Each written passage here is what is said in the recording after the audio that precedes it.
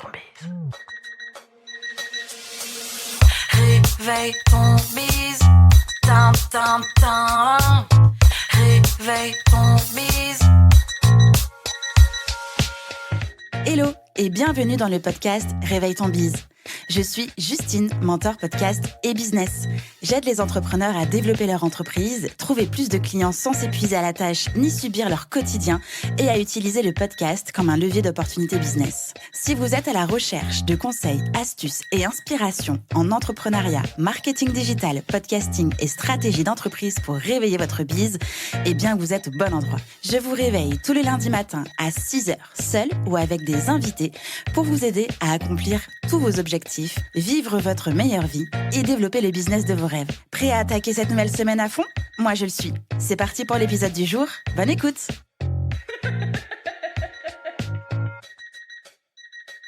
Hello et bienvenue dans ce nouvel épisode de Réveille ton bise. Je suis ravie d'être avec vous aujourd'hui dans vos oreilles pour un épisode un petit peu différent de ce que vous avez pu entendre habituellement.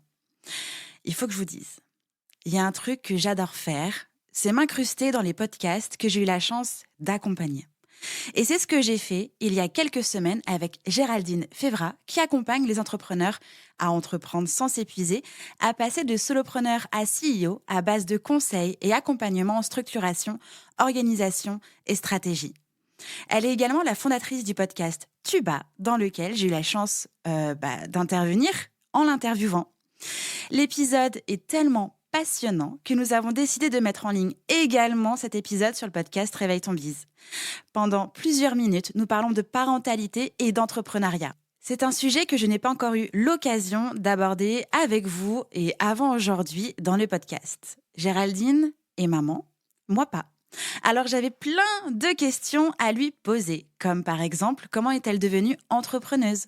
Comment gérer un business et des enfants ? Et comment Géraldine, queen du Tetris, arrive à jongler entre toutes ces vies ? Je vous laisse découvrir l'épisode. Bonne écoute ! Bonjour, aujourd'hui je suis avec Justine. Salut Justine, comment ça va ? Salut Géraldine, ça va et toi ? Ça va très bien. Bon, c'est un épisode un peu particulier parce qu'aujourd'hui, c'est moi l'invité. C'est toi qui passes sur le grill, ça va ? Tu transpires un petit peu ? Je suis excitée. Donc voilà.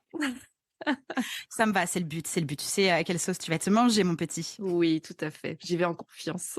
Jusque-là. Trop bien, parfait. Eh bien, du coup, je vais prendre la suite. Ouais. Ok. C'est moi, Justine. Je viens hacker le podcast de Géraldine avec beaucoup de joie, d'enthousiasme et de malice. L'objectif de cet épisode de podcast aujourd'hui, eh bien, c'est de découvrir un petit peu plus Géraldine, de voir comment ça va dans sa vie, comment ça fonctionne dans sa vie, dans son business, dans sa vie pro, perso, évidemment. Avant toute chose, je vais peut-être juste me présenter un tout petit peu. Moi, je suis Justine, je suis mentor podcast et business. Donc, j'accompagne les entrepreneurs et entrepreneuses à développer leur business, à chercher et à trouver plus de clients, bien évidemment, et à aussi utiliser l'outil du podcast comme un levier d'opportunité business. Et j'ai eu la chance d'accompagner il y a quelques semaines Géraldine, et c'est grâce à cet accompagnement-là, Exactement. J'ai l'impression quand même, Ouais. que Tuba est né. Donc, encore plus heureuse de venir hacker ton podcast aujourd'hui, Géraldine. À ton tour, je te laisse te présenter. Vas-y, pitch-toi. Je me pitch. Donc, Géraldine, je suis Tetris Master. C'est une autre manière de dire consultante en structuration et organisation. J'aide surtout les solopreneurs et les petites entreprises à pouvoir faire plus avec moins. Voilà, de manière assez simple. Ça me plaît. Et c'est hyper efficace aussi comme présentation. Voilà, on est essaye, dans le thème. quitte à faire, Trop bien. voilà.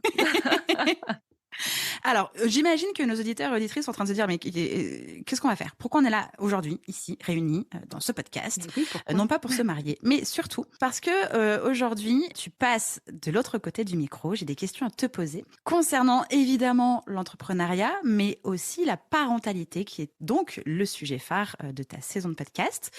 L'objectif de cet épisode de podcast, ce n'est pas du tout de faire peur à nos auditeurs et auditrices, mais plutôt de montrer l'envers du décor et de répondre aux questions les plus brûlantes, chaud patates, pour les futurs parents et les parents actuels qui peuvent, pourquoi pas, se sentir un peu dépassés, un peu coupables de certains couacs, un peu Jamais ça n'arrive. tsunamisés, tout Non. ça, tout ça. Donc, c'est l'objectif principal de ce podcast. Je tiens aussi à informer nos auditeurs et auditrices que je ne suis pas du tout maman. Maman chat, ça compte peut-être, je sais pas. Ouais. Voilà, donc c'est pour moi, c'est un monde nouveau qui va s'ouvrir devant moi. Donc, les questions brûlantes sont potentiellement aussi mes questions brûlantes. Donc, on va Ok. commencer. Est-ce que tu peux nous parler de ton parcours, de ce que tu as fait pour arriver là, comme ça, jusqu'ici, aujourd'hui? Oui, alors mon parcours pro, j'ai été 14 ans dans la même entreprise qui s'appelle Adecco, donc qui fait surtout des ressources humaines et j'ai eu plein de postes en fait, dans cette boîte. Je suis rentrée par l'audit interne, donc c'est pas le truc le plus funky, mais ça m'a permis de toucher à plein de choses et ensuite j'ai eu plusieurs postes, surtout dans les opérations, donc plutôt pour aider à trouver des intérimaires, les agences et donc pour voir, les demandes clients et ensuite j'ai commencé à avoir, du management, donc j'ai pris des équipes en charge. Les équipes ont grossi et sur la fin de ma carrière chez Adecco, je gérais en fait des clients internationaux qui étaient plutôt les clients VIP du groupe, donc plutôt des très grosses boîtes. Et mon rôle, c'était en fait de m'assurer que quand le commercial avait vendu un super beau truc au client, c'est bien ce qu'on faisait dans les pays. Donc j'étais en fait en lien avec les pays pour m'assurer que tout ça était bien mis en œuvre. Ok. Donc j'ai fait ça, j'ai eu 6 ou 7 postes pendant 14 ans, Wow. toujours autour, de l'organisation, toujours autour des process. Donc c'est un peu moi en fait, hein, ça.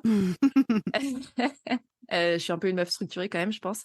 Et en fait, je suis arrivée à un moment où je voyais pas vraiment ce que j'allais faire, après dans cette boutique. J'ai appris plein de choses, j'ai vraiment eu l'impression de grandir et d'un point de vue pro et d'un point de vue perso aussi. Mais juste, je voyais pas quelle était l'étape d'après, en fait. Et donc je me suis dit: «Ben, je vais faire un bilan de compétences pour pouvoir, essayer de comprendre ce que j'allais faire quand je serai grande».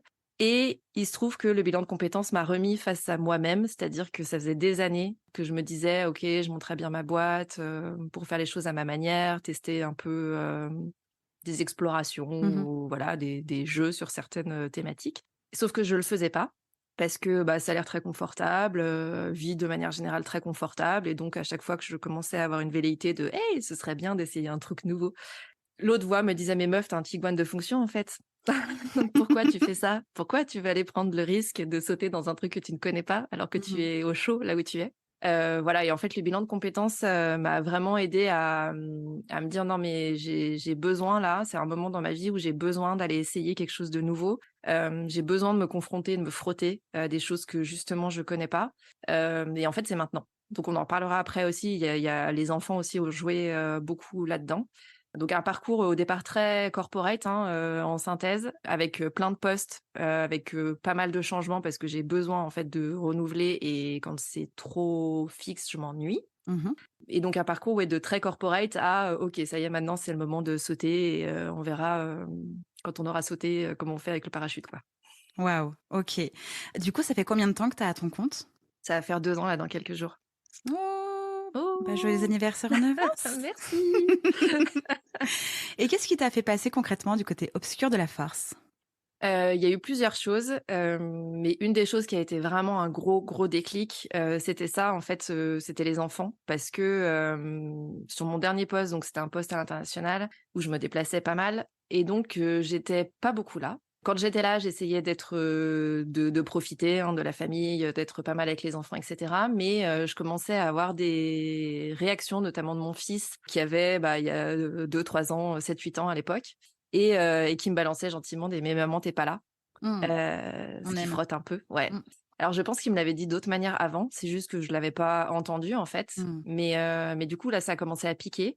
J'ai des photos de ma fille, quand je pars, et que je prépare ma valise où elle est assise dans la valise, genre: «Non, fais pas ta valise, reste là», alors qu'elle est Hmm. toute petite et là, j'ai commencé à me dire: «Il y a un truc quand même qui déconne un peu». Là où au départ, les collègues faisaient des vannes de: «Ah bah, tes enfants t'appellent toujours maman, ils t'appellent pas madame» et où ça me faisait rire, ça commençait à me faire beaucoup moins rire en fait. Donc clairement, les enfants, ça a été un des gros déclics de me Ok. dire: «Là, en fait, juste, je suis pas là. Je suis en train de manquer des années auxquelles je voulais participer, où je voulais être là». Donc ça commence à devenir pas hyper agréable pour moi. Ça, c'était une première partie du déclenchement. Mhm. Ensuite, comme je disais, il y a eu aussi ma projection, en fait, dans là où j'étais, les équipes avec lesquelles je bossais, humainement, c'était hyper intéressant. Juste, je me projetais pas dans l'après. Un peu comme avec un mec, en fait, tu sais, tu en mode, bah, c'est bien, on est copains, tu vois, mais peut-être ça suffit pas pour aller plus loin et construire sur, voilà.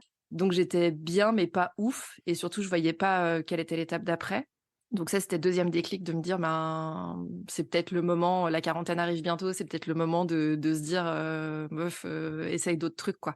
C'est vraiment ça, en fait, qui m'a fait, basculer du côté obscur, pas si OK. obscur que ça, Mmh. de la force. Ça a été vraiment ces 2 déclics-là et après le fait d'avoir, une nana exceptionnelle pendant le bilan de compétences qui s'appelle Colombe et qui m'a aidée, portée par moments, mais qui m'a vraiment, ouais, soutenue dans, «OK, ben, qu'est-ce que ça peut être? Comment est-ce que tu veux dessiner ton après?» et cetera et où j'ai commencé à me dire que ça c'était possible, en fait. Qu'il y Mmh. avait un après possible et que c'était possible de me mettre à mon compte, que je savais pas trop ce que ça allait donner, mais qu'en tout cas, j'étais en capacité de me donner les moyens d'y aller, quoi. Et pourquoi ne pas avoir, entre guillemets, tout simplement choisi de changer de poste, de retrouver un petit confort tout chaud, bien structuré, bien sécurisant? Parce que j'arrivais à un moment où la sécurité, ça me faisait chier, en fait. OK. Et que ça suffisait pas et qu'intellectuellement, j'avais besoin d'aller, vraiment me confronter à quelque chose de très secouant. Spoiler alert, je ne suis pas déçue du voyage. Mais non, en fait, la sécurité, c'était plus un argument pour moi, c'est-à-dire que c'était OK. pas mon besoin du moment. Ça a été mon besoin et c'était très bien comme ça pendant longtemps. Peut-être que ça sera de nouveau mon besoin à un moment.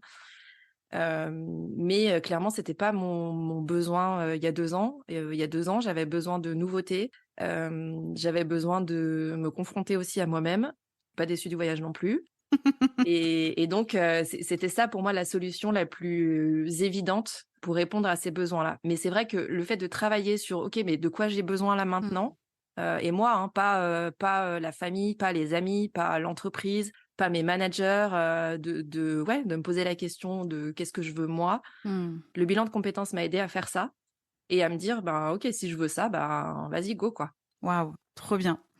Déjà de base, trouver un équilibre vie pro, vie perso quand on entreprend, c'est genre un peu la recherche du saint graal. Tu sais, tu penses que tu l'as atteint, tu penses que tu es à côté, tout près, et en fait, non, pas du tout. C'est pas toujours du coup facile à trouver, à avoir sur le long terme. Des fois, on pense qu'on l'a, en fait, on l'a pas. Enfin bref, c'est assez compliqué. Mais alors, quand on ajoute par-dessus ça une vie de famille avec des enfants, j'imagine que c'est encore plus difficile de trouver cet équilibre vie pro, vie perso. Encore une fois, c'est une grosse supposition. Je ne suis pas du tout concernée par le dossier. Donc, j'ai besoin de comprendre. Moi aussi, j'aimerais bien comprendre. Alors je pense que déjà de base, un équilibre, c'est instable et qu'il faut Mhm. le considérer comme tel et donc moi, je suis pas en recherche de quelque chose de stable de ce point de vue-là. Après, pour moi, il y a aussi une question de contexte et d'où on part et il se trouve que moi, je partais de semaines de 70-80 heures, avec beaucoup de déplacements à l'étranger et donc c'était ça, en fait, mon contexte initial. Hmm. Aujourd'hui, je suis plus sur des semaines de 30 heures de travail, sachant qu'il y a des choses que je fais que je kiffe tellement, je considère pas que c'est du travail, mais bon, si on considère vraiment le temps dédié à ma boîte, c'est à peu près autour de 30 heures par semaine, Ok, ce qui déjà a libéré vachement dans la semaine par rapport à d'où je c'est venais. clair. Ok. Quand j'étais, salariée, je m'accordais pas non plus beaucoup de temps pour moi. C'est-à-dire qu'en gros, numéro un à peu près égal, mais quand même, plutôt la boîte, c'était la majeure partie de mon temps, c'était la boîte. Ensuite, c'était, la famille, les enfants et moi, j'arrivais derrière si éventuellement il restait quelque chose.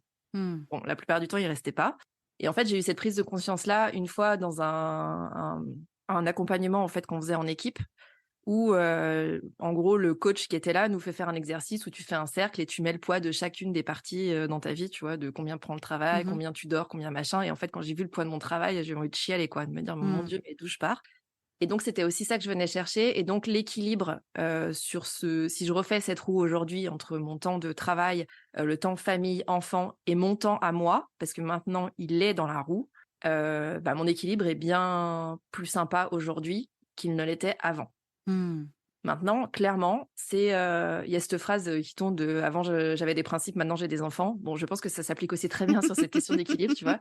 Il y a ce qu'on voudrait dans l'absolu et puis il y a la vraie vie. Mhm.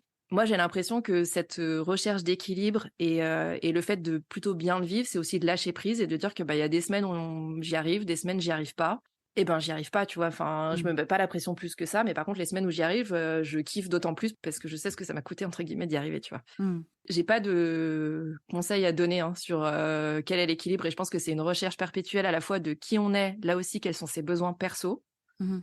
et ensuite comment est-ce qu'on arrive à construire ça Et ensuite de se dire, ben, il y a des fois où ça va marcher, des fois où ça va moins bien marcher et ben, on fait comme on peut, en fait, hein. Du mieux qu'on Mmh. peut, c'est déjà pas si mal, quoi. C'est sûr. Qu'est-ce qui te challenge alors? Ce qui me challenge, c'est quand je prévois des trucs pour la boîte, typiquement, tu vois, des sessions de deep work et que je me lève le matin, que j'ai un enfant malade et que Mmh du coup, mh. il va pas à l'école et que, bah, mon deep work, je peux lui dire au revoir. Alors que j'avais envie de le faire. En fait, j'étais motivée. Je m'étais dit: Mmh. «Ah trop bien, je vais bosser sur ça va être trop cool, ça va me permettre de faire ça dans mon business et cetera» et ben non, je peux pas. Donc ce qui me challenge, c'est de gérer cette frustration, en fait, parce qu'à la fois, il y a que moi qui peut en fait, quand j'étais salariée, j'étais un peu en mode: «Bon, bah, il y a un truc qui se passe pas comme je veux, ouais, les clients, mon boss et cetera, c'est de leur faute, hein». Là, je sais qu'il y a que moi, en fait, qui peut décider d'aller, dans un sens ou dans l'autre d'un point de vue émotionnel, quelque part et des fois, c'est dur, quoi. Des fois, c'est dur parce que, ouais, gérer la frustration de se dire: «Bah, j'ai envie de développer ma boîte et en même temps, si je le fais pas, là, maintenant, les 3 heures de deep et que je le fais demain ou après-demain, ben, il y a pas mort d'homme non plus», tu vois? Mmh. Pour moi, c'est ça le challenge, en fait et de me OK. lâcher la grappe. C'est pour ça que je parlais de ça, en fait, sur l'équilibre et de me dire, «Oui, bah, tu le fais pas aujourd'hui, bah, écoute, tu le feras demain, quoi». Là, l'objectif, le besoin du moment, c'est de t'occuper, de ta fille qui est malade, de rester avec elle, d'être là pour elle, de gérer l'équilibre, familial, tant bien que mal et ben, OK, ben, voilà, le business, ce sera demain et ou après-demain ou quand ce sera et c'est pas si pire, quoi. Mmh. Est-ce que ton compagnon est aussi entrepreneur? Non, il est prof et heureusement parce que clairement, c'est une stabilité de fou et c'était déjà le cas quand j'étais salariée, dans le couple et donc dans la famille parce que, Mmh. ben, les vacances, en termes de gestion, c'est quand même vachement plus simple. Heu, les horaires aussi sont quand même, Mmh. globalement assez stables par rapport à d'autres boulots. Tu vois, il y a Mmh. enfin, il y a des réunions le soir et cetera, mais globalement, c'est assez stable et voilà et j'ai la chance d'avoir un compagnon avec qui je pense qu'on est vraiment à 50 en termes de répartition, Super. des charges, diverses et variées. Donc clairement, c'est ultra aidant Mmh. et au-delà de ça, lui aussi, hein, aurait pu dire: «Ben, attends, on avait une vie quand même, plutôt confort, tu étais salarié, des rentrées d'argent, intéressantes, le Tiguan de fonction». Le retour. Donc, il aurait pu me dire: «Tu es mignonne, mais bon, tes envies d'aller te frotter à des trucs que tu connais pas, je sais pas, va faire un saut à l'élastique, tu vois? Ça Mmh. suffira peut-être». Et en fait, pas du tout. Dès le départ, il a été hyper soutenant, et c'est encore le cas quand, je me prends des moments de panique, où il est là et en me disant: «Non mais c'est bon, cool, tranquille», Mmh. donc il fait vachement redescendre la pression et donc en termes de challenge, ça aide aussi, Mmh. beaucoup à gérer parce que, quand moi je suis en PLS, je sais qu'il va me remonter en mode: «Hey, respire, ça va, tout va Trop bien, on bien. va trouver des solutions, ça va quoi». Donc, il comprend pas tout ce que je lui dis tout le temps quand je lui parle de tunnel de vente, tout ça et voilà.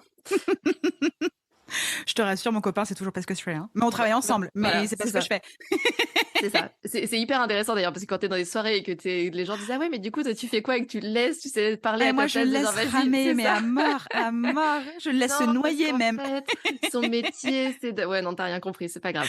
Ah oui, c'est pas grave. Je passe juste du temps dans mon bureau, sinon c'est OK, il y a pas de problème. Voilà, c'est ça et je m'amuse à, voilà, faire des trucs, à parler dans un micro là, en l'occurrence, pour aujourd'hui. C'est ça. Mais pour moi, c'est hyper aidant, bah, qu'il soit là évidemment, mais qu'il soit pas entrepreneur aussi parce que ça me permet d'avoir des moments, justement de couper et de pas être, dans un truc, continu et 24 heures sur 24, Mmh. justement dans les tunnels de vente et cetera. Mmh. Je te pose cette question-là parce que on peut voir souvent, en tout cas moi j'ai eu beaucoup d'entrepreneuses que j'ai accompagnées, qui en devenant entrepreneuses sont devenues les variables d'ajustement de la famille. C'est-à-dire que comme tu es chez toi, visiblement on ne te voit pas réellement travailler alors que tu le fais, hein. Mmh. Mais comme tu quittes pas physiquement quelque chose, tu es tout le temps dans cette maison, donc tu es disponible pour le plombier, l'électricité, le courrier, le recommandé de mamie, le machin, l'enfant, le bidule, et finalement ton temps est super restreint parce que tout le monde s'ajuste sur toi. Et je trouve ça très très chouette qu'il y ait cet équilibre. Alors qu'il n'est pas entrepreneur, donc il pourrait ne pas comprendre justement Ouais. cette histoire de t'es chez toi, t'as besoin de travailler longtemps, des fois toute seule, sans contact avec tes clients, t'as besoin de réfléchir, de silence, de calme, tout ça. Mais en fait, t'es toujours chez toi, donc tu pourrais être interrompu. Même si t'es là physiquement, t'es pas là. Et Ouais. ça, c'est très très cool qu'ils le comprennent. Mais il y a aussi dans des couples entrepreneurs, où on comprend pas non plus vraiment le rythme de l'autre. Et là, pour le coup, petit exemple de moi, ma vie perso, mais Marvin est aussi entrepreneur, artiste entrepreneur. Pourtant, il a son studio qui est à côté de la maison, il y a mon bureau qui est dans la maison. Des fois, lui comme moi, parce qu'on est dans la même pièce alors qu'on est en train de travailler, on oublie que la personne est en train de travailler. Ouais. Donc, tu veux un café? Non, mais attends, le gars est en train de travailler. Pourquoi tu vas lui proposer un café? Et donc, des fois, il y a un peu de difficulté sur la limite et on peut considérer l'autre comme une variable d'ajustement, soi-disant, j'ai plus de travail que toi, je dois bouger, je sais pas quoi, je sais pas quoi. Donc, Alors je ça trouve arrive, hein. très, très, ouais. Ouais, c'est vrai. Clairement, ça arrive Ok. et ça a déjà dérapé. Hmm. Et les enfants aussi comprennent pas trop en fait. Enfin, depuis le Covid, eux, enfin les visios, tout ça, le travail de je travaille mais je suis à la maison, je Hmm. pense que c'est un concept assez flou pour eux. Et du coup, il y a un peu ce truc de si t'es pas en visio, c'est que tu bosses pas. En tout cas pour Hmm. moi, mes enfants, en gros, le mercredi après-midi, et le mercredi matin en général, je suis avec eux, et le mercredi après-midi, je bosse de la maison. Donc ils sont dans la maison, mais moi je suis dans le bureau. Et leur première question, c'est t'as des visios? Genre si j'ai pas de visio, je peux venir Oui.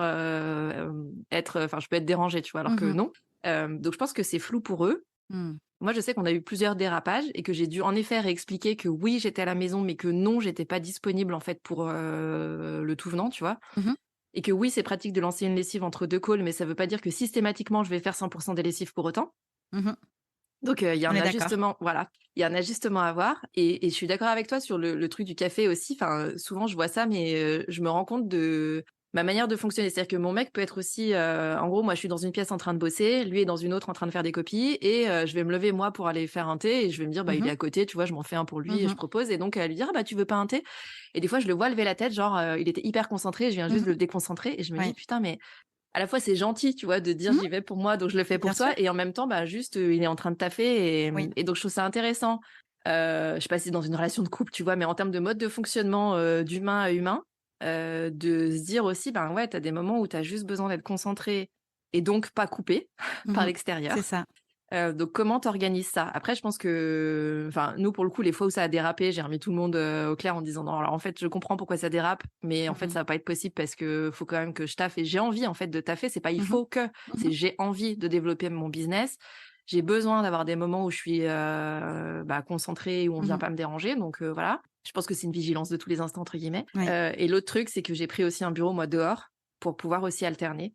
Mhm. Et avoir des moments de ben oui, je suis dehors et donc je fais autre chose, et c'est aussi du travail. Et pour le coup, je trouve que quand on a des enfants, c'est aussi important de leur montrer que le travail, c'est pas juste je suis devant un ordi Mhm. au bureau. Tu vois, il y a des fois où je vais faire une session freelance, une matinée, etc. Et où ils me disent ah ok, mais donc en gros tu travailles pas? Bah si, c'est du travail en fait. Enfin, tu vois, ça fait partie de mon travail. Et donc je trouve ça intéressant de leur montrer qu'il y a aussi plusieurs manières de traduire quelque part le travail, et que on peut presque choisir de la manière dont on a envie de Mhm. travailler, et de l'expliquer aussi aux autres, quoi. Mhm. Totalement, totalement d'accord avec toi. Et du coup, comment est-ce que la parentalité impacte ton entreprise et qu'est-ce que ça a changé chez toi en fait de devenir entrepreneur tout en étant maman, tu l'étais déjà. Enfin bref, il y a dû Ouais. forcément y avoir des changements. Alors du coup, j'ai pas été entrepreneur sans être maman, donc je vois pas le Mhm. avant-après. Par contre, je vois le avant-après entre salarié et à mon compte. Pour moi, l'impact majeur, c'est que ça me demande ou ça m'aide à être focus à mort. Ok. Parce que pas le choix, en fait. Si je veux rester dans ces 30 heures-là, pour des raisons familiales, perso, Mhm. ben, je suis obligée d'être ultra essentialiste. Essentialiste. Ouais. Mhm. Et d'aller vraiment à qu'est-ce qui va me prendre le moins de temps et avoir le maximum d'impact. Mhm. Bon, ça tombe bien, c'est aussi ce que je fais faire à mes clients, donc il y a une logique. Tant mieux. Mais du coup, moi, ça me permet aussi d'expérimenter pas mal de choses. Et tu vois, typiquement, là, il y a quelques mois, je me suis dit, OK, il y a la Coupe du monde de rugby à Lyon, je vais être bénévole pour la Coupe du monde de rugby parce que j'ai envie de voir un événement, ce que ça donne, etc. Et donc, en gros, j'avais entre 10 et 15 heures de dispo pour mon business par semaine. Donc, gros challenge quand même, hein. Mhm. Sur une phase de lancement, bien sûr d'une offre, parce qu'évidemment, c'était Sinon, c'est anticipé. pas drôle. Mhm. Voilà, avec ben, la gestion quotidienne de l'école, des activités du mercredi, enfin tout le reste, voilà. Et je me suis dit, ben ouais, ça va être une bonne expérience pour voir ce que j'arrive à caser en fait dans 10 à 15 heures par semaine. Et ben en fait, il y a plein de trucs que je faisais avant que je fais plus là maintenant, après cette expérience-là de Mhm. plusieurs semaines, parce que je me suis rendu compte que j'étais déjà dans des automatismes après un an et demi, et que bah, j'en avais pas besoin ou que ça avait pas autant d'impact que ça sur mon business. Et donc les enfants, pour moi, m'aident vraiment à ça, à me dire: «Je veux garder en fait, cette volumétrie horaire, dans la semaine, et donc ben, comment est-ce que j'articule, le business autour de ça, quoi?» Mhm. Et donc je me dis si j'avais plus d'heures, et je le sens, hein, quand c'est les vacances et que je sais qu'ils vont être, soit au centre aéré, soit qu'ils partent quelques jours, chez les grands-parents et cetera, et que j'ai du temps, j'ai tendance à reglisser sur, «Ah bah, c'est bon, j'ai 10-12 heures de dispo, dans la Mhm. journée, je vais me faire une journée de malade, quoi». Bon, Ponctuellement, ça me va et sur des sujets de fond, ça me va. Mais je sais que le garde-fou de, de toute façon, il faut aller les chercher à 17h20 à l'école, que ce soit moi qui aille les chercher ou pas. Et quand ils vont rentrer, j'ai pas envie de rester encore 2 heures dans le Mmh. bureau, et de sortir, la tête enfarinée en disant: «Bon, je sais pas ce qui s'est passé de la soirée avec eux, quoi». Mmh. Donc vraiment, ils m'aident à ça, à être ultra focus et aussi à kiffer ce que je fais, en fait. Parce que dans ma décision de changer de modèle, de travail, il y avait aussi l'idée de leur montrer que le travail, c'est pas juste, en fait, dans ma vie d'avant, je courais le matin, je les posais à l'école en mode, «Non, non, mais là, j'ai une call dans un quart d'heure, si je suis pas à l'heure, mon boss va me Mmh. gueuler dessus». Bon, il me gueulait pas forcément dessus, mais voilà. Mmh. J'essayais de le traduire en version enfant et donc au bout d'un moment, je me suis dit: «Mais je suis en train de leur transmettre quoi comme idée du boulot, en fait?» C'est un Mmh. truc, où tu cours tout le temps, tu te fais gueuler dessus, tu pressurisé, t'as pas le temps de faire ce que t'as envie, merci bien, quoi. Ça leur donne vachement envie d'aller bosser, C'est quoi. clair. Et donc, ils m'aident aussi à ça, tu vois? À me dire, et à leur dire, tu vois, avant-hier, j'ai été me faire un un soin du visage en pleine journée et quand ils m'ont dit: «Ah, tu as passé une bonne journée?» Je leur ai dit: «Bah ouais, trop bien». J'ai été me faire un soin du visage, 1 heure, complètement impromptue dans la journée et c'était trop bien et mon travail me permet ça, en fait. Mmh. Trop chouette. Ça permet de montrer l'exemple de ils peuvent choisir le métier qu'ils ont envie, Ouais, de faire et surtout dans les conditions qu'ils ont envie d'avoir. ouais, c'est exactement ça et je trouve à mettre aussi moins de pression. Enfin, là, mon fils, va bientôt aller au collège. Nous, on pose pas du tout la question de: «Qu'est-ce que tu veux faire plus tard?» et cetera. Mmh. Mais lui, il se dit des fois: «J'aimerais bien faire ce métier-là» et cetera et avant, j'aurais plus eu un discours de, «OK, c'est quoi les bonnes études, pour accéder à ce que tu veux, machin». Mmh. Maintenant, je suis plus à lui dire: «Peu importe, tu feras et tu choisiras à 18 ou à 20 ans, au moment où il faudra choisir, ce qui te donnera envie à ce moment-là et de toute façon, tu auras la capacité», en tout cas nous, en tant que parents, c'est ce qu'on cherche à te transmettre, la capacité à t'adapter en cours de route et à Mmh. rechanger et à décider qu'au bout de 5 ans, c'est plus ce que tu as envie de faire et donc tu vas faire autre chose, tu vois? Mais Mmh. pour moi, c'est plus là ça la logique et ça lui paraît pas aberrant parce que, il voit qu'il y a au moins des 2 parents qui le fait, en fait. Sinon, tu es en train de prôner un truc, de dire: «Bah si, dans l'absolu, on peut le faire». «Oui, mais toi, tu le fais pas». «Oui, mais Mmh. moi, c'est pas pareil». Et justement, en parlant de parents, tes parents Ouais. sont d'anciens salariés, entrepreneurs, j'ai dit anciens, peut-être qu'ils sont même pas à la retraite. Ils sont quoi? Ils font quoi? Ils font quoi? Alors ma mère est, à la retraite. Elle a été OK. infirmière libérale pendant très longtemps. Donc, pour le coup, je la voyais pas beaucoup quand j'étais petite. Mmh. Elle faisait beaucoup d'heures et cetera, mais pour moi, c'était surtout un métier, passion. En tout cas de ma, vue d'enfant, OK. je la voyais passionnée par ce qu'elle faisait et j'ai perdu mon papa très tôt, quand j'étais petite, à Mmh. 4 ans. Donc j'ai pas beaucoup de recul, tu vois, sur, mais par contre, il était, cuisinier avec beaucoup d'idées de création et d'envie de développer des choses. Donc pour moi, cet esprit quelque part entrepreneurial, Mmh. il l'avait. Après, autour de moi, dans ma famille, j'ai un oncle et une tante, qui ont leur boîte, mais j'ai pas forcément d'entrepreneurs Mmh. et c'est sans doute aussi ce qui m'a freinée pendant pas mal de temps, tu vois? De me dire: «Est-ce que, enfin, je sais pas, en fait, quel monde, c'est». Ouais, Donc où est-ce que tu vas? Mmh. ouais, où est-ce que je vais? Quelles vont être potentiellement les Mmh. difficultés? Donc quelque part, ça aurait pu être un frein, mais je pense que ça a été aussi bénéfique pour moi de me dire: «Bon, OK, tu vas, sans savoir, mais tu peux aussi découvrir des choses, Mmh. positives, tu vois, là-dedans et sans être forcément avec un filtre que d'autres auraient pu me donner et qui m'aurait influencé dans un sens ou dans l'autre, quoi». Mmh. OK. Et si tu n'avais pas d'enfant aujourd'hui, Ouais. à quoi ressemblerait ton entreprise? Et je sais pas si j'aurais une entreprise si j'avais pas d'enfant, en fait. Mmh. Trop intéressant. Ce que je disais, hein, je l'ai pas créé pour eux, mais il y avait quand même cette notion de me dire: «Bon, tu à presque 40 ans, ce serait peut-être bien aussi de poser la question de ce que tu as envie de faire là, maintenant». Mmh. Et je sais pas si je serais arrivée à la même conclusion, sans enfant. Clairement, ils ont vraiment pesé dans la balance, de ça. Je sais pas si j'avais pas d'enfant, si je passerais plus d'heures, pour autant dans la boîte. Mmh. Donc je sais pas si ce serait plus gros, si ce serait plus développé, si voilà. Une multinationale, je pense pas que ce soit un truc, je pense pas que ce serait un truc énorme, tu vois? Mais Mmh. je pense que je serais sur la même logique de développer quelque chose, d'essentialiste, Mmh. qui me permette d'avoir une vie, qui me convient à côté et après, la vie qui convient à côté avec, sans enfant, à la limite, peu importe, tu vois? Si c'est du temps pour des voyages ou pour soi ou ça marche aussi, quoi. OK. Quel conseil tu pourrais donner aux futurs parents entrepreneurs qui nous écoutent aujourd'hui? Accrochez-vous! Ouais. Non, en fait, je discute Roller souvent. coaster, les gars! En fait, c'est assez difficile parce que, C'est peut-être ton cas aussi, mais je discute souvent avec des entrepreneurs qui me disent: «Waouh, quand on vous entend dire, les parents entrepreneurs, comme c'est quand on vous entend, dire comme c'est galère et tout, ça donne pas envie».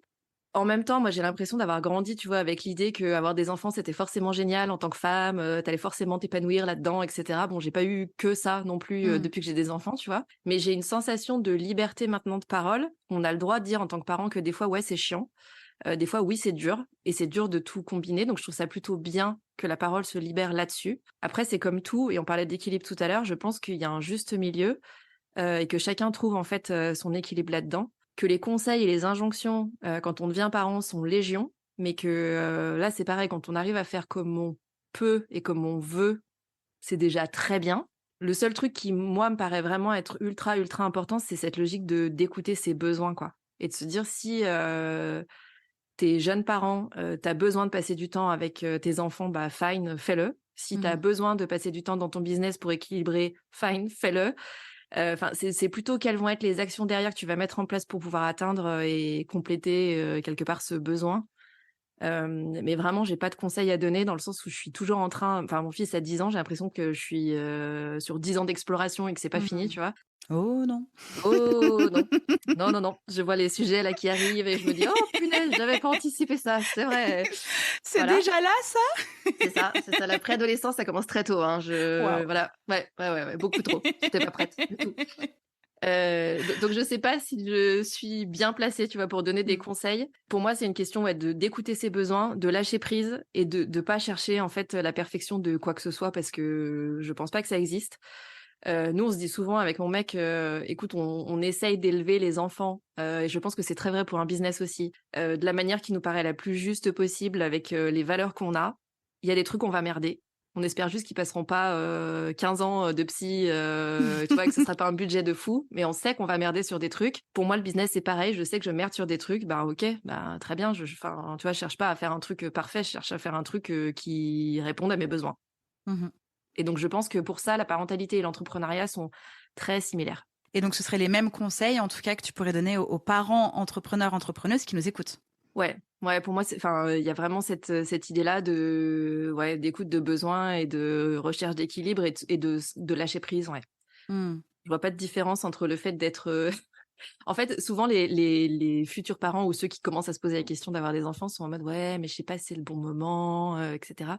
Spoiler alerte, je pense qu'on n'est jamais prêt, en fait, à 100 et là aussi, je pense que c'est pareil que pour un business, hein. Donc Mmh mh. c'est ouais, de se dire: «Est-ce que je me sens en capacité d'essayer le truc et d'explorer?»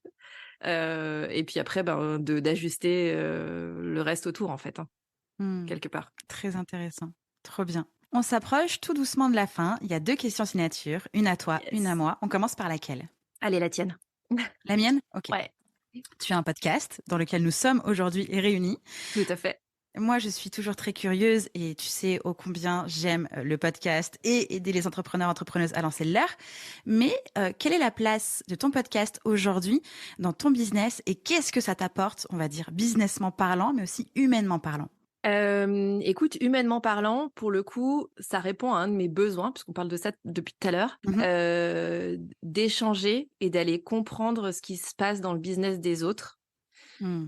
Donc ça répond vraiment à ce besoin-là et pour le coup, ça m'énergise de fou, de pouvoir avoir, un prétexte, le podcast, pour aller questionner les gens de: «Ah ouais, mais comment toi tu fais? Qu'est-ce que tu mets en place dans ton business, pour que ça se développe de la manière dont tu veux?» et cetera. Donc humainement, c'est ultra riche et les premiers retours sont super, intéressants parce qu'on me dit: «C'est chouette aussi d'avoir des gens, peut-être moins connus mais auprès desquels on peut plus, se reconnaître en tant qu'entrepreneur. Parce qu'on a pas mal de podcasts sur des gens qui sont, très avancés, sur comment je fais 1 million et cetera et quand toi, tu pas au million et que tu es genre très loin du million, tu es un peu en mode: «Eh, ça a l'air cool, c'est hyper inspirant». Mais du coup, il y a moi d'un côté, le million, Mmh. genre, dans 3 vies plus tard. Oh! C'est ça Ah, j'ai et cru que donc t'allais dire dans 3 ans plus non, tard. non, non, non, non, non, non, non, dans 3 vies plus tard, non, ça paraît loin OK. et donc tu es un peu en mode: «Bon, bah, qu'est-ce qu'on fait avec ça?»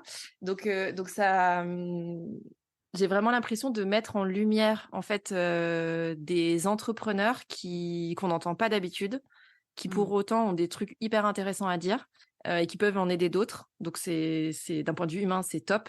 D'un point de vue business, C'est encore en rodage parce que c'est très nouveau, mais j'ai l'impression que ça donne une autre voix, évidemment, sans jeu de mots, mais une autre manière, en fait, de communiquer, que Mmh. ça permet d'être, peut-être moins dans la retenue que quand c'est écrit, relu, revérifié et cetera.